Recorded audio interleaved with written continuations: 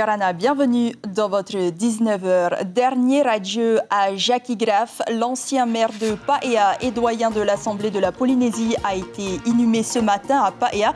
Plus de 500 personnes ont assisté à la cérémonie. Le ministre de l'économie verte et du domaine retrouve son fauteuil de maire à Tevayuta avec en plus la confiance d'un membre de l'opposition. Tiari Alpha a été élu avec 28 voix sur 33 votants. De nombreux élèves manquent toujours à l'appel à Ouapou. Depuis le 21 avril, les enfants vivant dans les vallées excentrées, notamment, n'ont pas retrouvé les bancs de l'école. Les plus âgés ne souhaitent pas revenir à Tahiti par crainte du virus. Les marins affichent le sourire. Ils peuvent enfin pratiquer leur passion après 2 mois d'interdiction. Les Va'ataï voguent de nouveau sur le plan d'eau d'Aroué.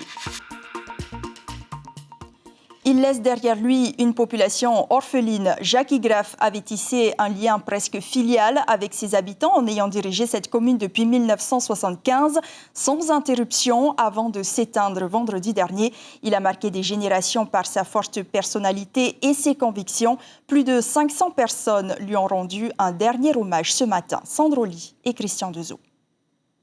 On ne va jamais oublier Jackie Graff. On n'a jamais oublié Jackie Graff. Il a beaucoup fait pour nous tous, la commune, les familles.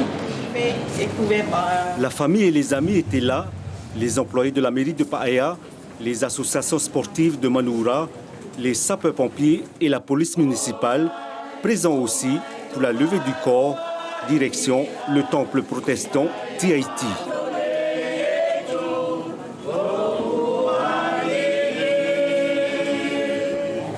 Là aussi, de nombreuses personnes attendaient pour témoigner l'attachement à leur Tavana.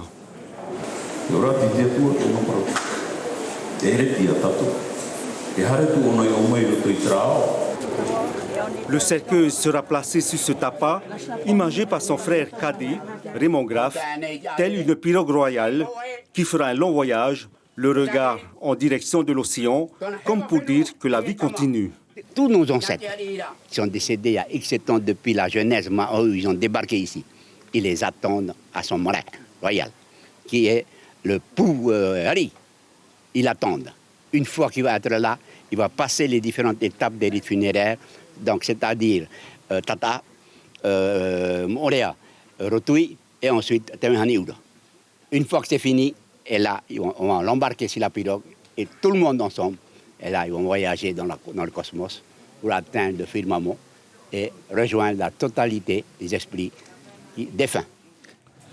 Aujourd'hui, c'était un dimanche de deuil, un dimanche pas comme les autres. La population était là et la douleur aussi, autour du corps de ce papa, Jackie Graff, celui qui marquera l'histoire de la commune de Paea. Et si la règle veut qu'un conseil municipal soit convoqué dans les 15 jours pour élire un nouveau maire, Rita Houtidelma s'assurera l'intérim jusqu'au second tour. Et lui est sorti victorieux dès le premier tour après avoir remporté plus de 3200 voix sur 7000 inscrits. Tiari Alpha a été investi cet après-midi à Tevayuta pour un 2e mandat. Sa volonté que son équipe municipale se mette à travailler dès demain. Heidi Enko, Hiroterorotua.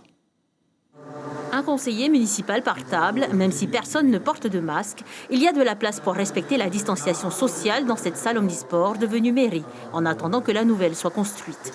Dans les gradins du public, mais aussi des membres du gouvernement, et le président Fritsch, preuve que l'installation du maire de Tevayuta tient une place particulière. Les maires ont un rôle important dans notre vie démocratique. Et plus que cela, les maires vont avoir un rôle important dans ces moments difficiles que nous allons connaître au niveau de la relance de l'économie de notre pays. Donc voilà, bien sûr que Thierry est un garçon effectivement qui, je crois, a fait un bon bilan de son premier mandat. Alpha, à l'heure du vote, aucune surprise sur l'identité du maire. Tiari Alpha, dont la liste était arrivée en tête avec plus de 65% des voix. Par contre, sur les 33 conseillers municipaux, 6 font partie de l'opposition, mais seulement 5 bulletins blancs dans l'urne. Tiari Alpha a ainsi bénéficié d'un vote de la liste rivale. Aucun commentaire de la part de l'opposition, mais le maire lui appelle de toute façon à travailler ensemble. Merci aux élus de me faire confiance pour ce deuxième mandat. Et puis vous avez vu, nous avons réparti les tâches dans ce conseil municipal, nous demandons à l'unité, la cohésion de l'élu municipal de Tevayuta pour affronter les crises que nous allons certainement vivre aussi dans notre commune. Et puis nous avons humblement envie de développer notre commune, qu'elle soit la plus prospère, la plus dynamique, la plus sécure. Et c'est pour ça que j'ai besoin de l'intelligence, de la force, de la participation de tout le monde. Au travail, c'est le message que le maire ministre veut faire passer. Il n'a d'ailleurs pas attendu et a de suite fait voter les indemnités des élus, ainsi que les commissions et leurs membres. La commune de Tevayuta est prête à travailler dès demain. Félix Tokorani a lui aussi été reconduit à la tête de la commune de Makemo. Troisième mandature pour Ernest Teagaya Tatakoto. Mardi, Pire Bora et Hao éliront leur nouveau maire. En raison de leur fermeture administrative, les auto-écoles n'ont accueilli aucun élève en 2 mois. Une situation inédite pour ces commerces qui tournent habituellement toute l'année. Depuis 2 semaines, elles peuvent de nouveau accueillir les apprentis conducteurs tout en respectant des mesures sanitaires strictes. Stéphane Ratino et Patita Savia ont assisté à un cours de conduite. Émilie a repris le volant. Cette étudiante, candidate au permis de conduire, est dans l'ultime ligne droite. Ce sont ses dernières heures d'apprentissage. Comme tu vas à l'examen mercredi, on va travailler un peu en autonomie. Je vais te laisser conduire seul et te corriger quand tu fais des fautes. D'accord ? Avec le confinement, les auto-écoles sont restées à l'arrêt. La reprise, ce fut le 4 mai. Les automatismes de conduite ont été retrouvés par les candidats. Je pensais avoir mon permis plus tôt. Et quand le confinement a commencé, ça a retardé un petit peu mes heures de conduite, donc j'ai dû les faire un peu plus tard. Et voilà. Tu vas passer bientôt le permis ? Oui, normalement mercredi prochain. Est-ce que tu as du stress parce qu'il va falloir conduire avec le masque, mettre le gel ou c'est quasiment normal ? C'est devenu normal parce qu'à force de le faire aux heures de conduite, c'est devenu un automatisme. Bien sûr, dans la forme, le contexte a changé. Les auto-écoles, en relation avec la direction des transports terrestres, ont mis en place un protocole sanitaire. Gel, voitures désinfectées après chaque cours.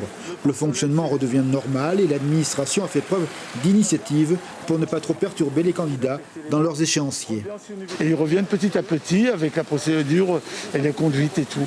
Après, je pense qu'il y avait peut-être un petit coût financier et donc ça va revenir petit à petit, progressivement. Parce que vu qu'on n'a pas travaillé pendant 2 mois, eux aussi n'ont pas travaillé. Et c'est vrai que c'est peut-être coûteux pour les gens. Au niveau des délais, ça serait des délais raisonnables pour passer le permis ? Oui, les délais restent toujours raisonnables. Retrouver le cours des choses. Ici, dans cette auto-école de Faha, le sens de la circulation a changé, mais seulement dans la salle de code. Les masques sont obligatoires et les distances respectées. Là aussi, les candidats du début de l'année sont revenus, quelques petits nouveaux toutefois. Un bon début, mais les 2 mois d'inactivité seront difficiles à récupérer. Ça se passe finalement pas mal et on a fait une bonne reprise avec les élèves qu'il y avait avant, au mois de février et de mars. Pour ce qui est des nouvelles inscriptions, c'est calme et pour l'instant on n'a pas forcément beaucoup de visu sur l'avenir. On va voir plutôt en juin, juillet, et c'est là où on va voir les problèmes venir, je pense. Ça ne sera pas évident de rattraper les charges. Donc au mois de juillet, on va avoir double charge à payer, c'est là où ça va être dur. Conduire un état d'esprit, sans aucun doute, les auto-écoles vont piano dans le bon sens. Et les gestes barrières sont toujours recommandés à l'extérieur de votre domicile pour vous protéger du virus. Respectez la distanciation sociale d'1 mètre dans les lieux fréquentés. Le port du masque est également conseillé et surtout, lavez-vous régulièrement les mains. Et ce numéro gratuit est toujours actif. N'hésitez pas à composer le 444 789 si vous avez des interrogations ou si vous souhaitez un accompagnement. Le 15 si vous avez des symptômes du virus. Ils pouvaient retrouver les bancs de l'école dès le 21 avril. Je vous parle des élèves scolarisés dans les îles autres que celles des îles du Vent. Au Marquisa ou à Pau, force est de constater que les effectifs restent réduits. Malgré l'absence du virus, les parents sont toujours réticents à amener leur enfant à l'école par crainte ou manque de moyens. Rouen Potoro sur des images de Lionel Tehamwana. À Hakahau, à Wapau, ce n'est pas moins de 150 élèves du premier et du second degré qui ont retrouvé le chemin de leur établissement scolaire.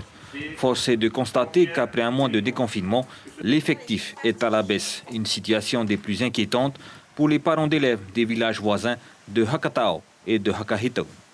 Soit qu'il reste un mois, c'est mieux qu'on les emmène à l'internat à Hakahao. Dans un mois, il y a 4 semaines ou 5. Après, ils reviennent dans les vallées. Parce que là, je ne vois pas pourquoi les internats ne s'ouvrent pas, alors que c'est entre nous, c'est entre les îles, c'est entre les vallées. Il n'y a pas de virus, d'après ce qu'on sait. À moins que, accidentellement, ça arriverait par les voiliers. Donc, logiquement, on devrait ouvrir. Autre problème majeur sur Wapou, le retour des élèves scolarisés à Tahiti. La majorité des parents semblent très réticents. La peur d'une nouvelle vague de contamination par le Covid est omniprésente.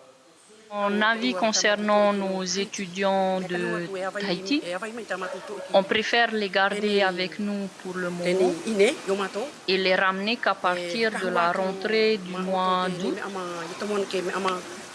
La raison, c'est que je ne souhaite pas que nos enfants attrapent ce virus à Tahiti. Même si le Covid-19 a épargné les îles éloignées comme les Marquises, ce virus a néanmoins réussi à impacter l'enseignement des établissements scolaires. Le souhait de tous, des élèves comme des professeurs, c'est de revenir à une situation normale et plus sereine pour les prochains mois. Le ministère de l'Éducation précise par ailleurs que la reprise totale de l'école à partir du 2 juin concerne uniquement les élèves de Tahiti et Moorea, les internats étant toujours fermés. L'île de Nukuhiva, cette fois, accueillera un nouvel établissement scolaire spécialisé dans l'agriculture. Le lycée agricole Saint-Athanas des Marquises ouvrira à la prochaine rentrée. De passage à Uapau, frère Rémi Quiton et des professeurs en ont profité pour faire la promotion des filières auprès des collégiens qui souhaiteraient s'orienter vers un CAP ou un bac professionnel. Frère Rémi Quiton répond à Lionel Tehamwana. Cette année, 2020 porte une touche spéciale puisque à partir de la rentrée, nous serons le 3e lycée agricole de Polynésie qui ouvre, après Opunou, après les protestants à Taravao. Et donc nous ouvrons le lycée agricole Saint-Athanas à partir de la rentrée. Et enfin, à Hivaoa, le père Émile Buchin reprend les messes dans les vallées isolées de l'île. C'était le cas ce matin à Hanapawa. Les fidèles attendaient ce moment de communion avec impatience. 3 mois qu'ils en ont été privés. Le père Émile Buchin est au micro de Sylvain Lamiral. Avant même le confinement, je ne suis pas passé et donc l'occasion s'est présentée. Le déconfinement total a fait que je puisse passer dans toutes les vallées pour célébrer la parole de Dieu et célébrer le corps et le sang du Christ. Retour à Tahiti, nous allons respirer un peu d'air marin avec la reprise des cours de navigation traditionnelle en pirogue à voile. Une activité idéale pour se reconnecter avec la nature, prendre confiance en soi et découvrir des sensations nouvelles. L'école d'Aroué propose ces séances aux débutants comme aux plus confirmés. Même les rameuses professionnelles en profitent. Caroline Fari, Hiroterorotua. On vous a annoncé de la météo forte, c'est une chose. Donc n'ayez pas cette appréhension, ça va être dur. Dernier détail, avant l'aventure. Aujourd'hui, les cours sont adaptés à tous les niveaux, des adeptes et professeurs, plutôt heureux après 2 mois de confinement. Ça fait 1 semaine qu'on a repris, on est très content de revoir du monde. Les gens sont contents de naviguer, d'aller profiter de la mer, de se connecter à l'océan et de naviguer, quoi. Qu'est-ce que vous allez faire aujourd'hui alors ? Donc ce matin, on va faire un petit briefing sur la composition d'une pirogue à voile, les non-tahitiens. Après, on va naviguer, on va aller plus vers le taoné et puis on va faire différents petits exercices de navigation et puis voilà, que tout le monde progresse et tout le monde revienne avec le sourire, quoi. Voilà, tiens, voilà une rame pépérou. Allez, quelqu'un d'autre vient chercher une rame de rameur. Peperu, Ratira, Fahoro, autant de termes à retenir pour une navigation et une coordination au top. Et encore un petit effort avant la mise à l'eau. Attention, vous allez être dans l'eau là, attention. Parmi les élèves ce matin, une rameuse professionnelle venue chercher de nouvelles techniques. C'est différent, hein, c'est vraiment différent des pirogues traditionnelles et avec les pirogues qu'on a l'habitude de ramer. Là, c'est vraiment un partage collectif aussi. Et bon, après, elles sont équipées d'une voile. Et puis le matériel est différent aussi. Donc oui, c'est pas mal. Après les premiers coups de rame, c'est parti. Sensation grisante garantie. Ah bah c'est génial, c'est terrible. J'espère qu'il y aura un peu plus de vent par là, mais autrement c'est pas mal. Vous pratiquez la pirogue habituellement? Pas du tout. Et pourquoi vous y êtes mis? Bah, c'est un cadeau. Moi je suis arrivée en Polynésie il y a quelques mois et je trouve que c'était un super moyen de découvrir à la fois la pirogue et... Allez, maman. C'est génial. Bye bye, super. Manai, mahalo for the pa'iai.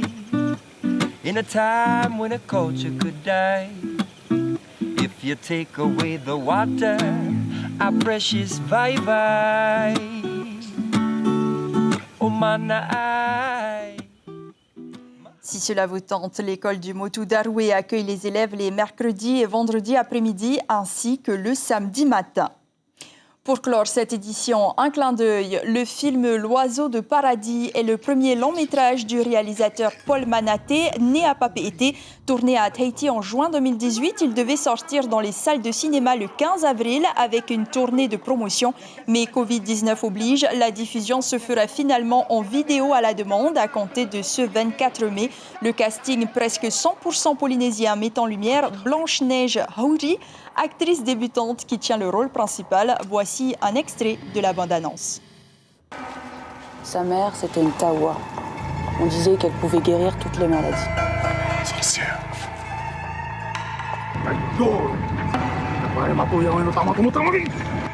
Qu'est-ce que tu lui veux à ta cousine? Elle m'a dit que j'allais mourir. Je voudrais la revoir. Je ne sais pas qu'est-ce qu'elle a encore fabriqué, cette foutue tawa. Ça fait 2 jours qu'elle a disparu.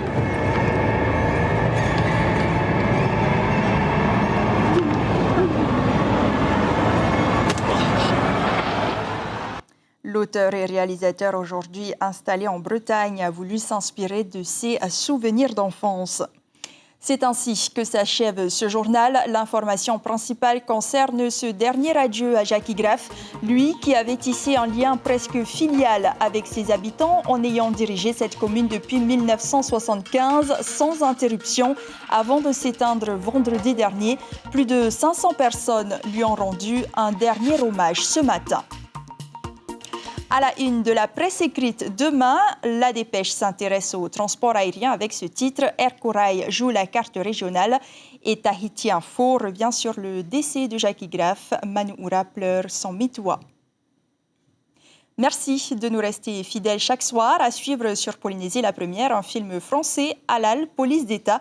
Prochain point d'info demain matin en radio avec Ibrahim Ahmedazi et Carlos Natua. Vous retrouverez Chiquita Daruzes pour votre journal télévisé cette semaine. Portez-vous bien, gardez le sourire et très belle semaine. On se quitte en images avec ces marins qui voguent de nouveau à Aroué.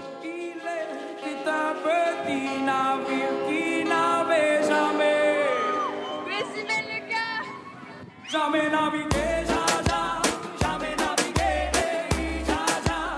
jamais navigué. Il était un petit navire qui n'avait jamais navigué, jamais navigué, jamais navigué. Il voulut franchir l'horizon, défier les courants et vivre de sa passion. Retrouvez notre journal en replay sur notre site internet.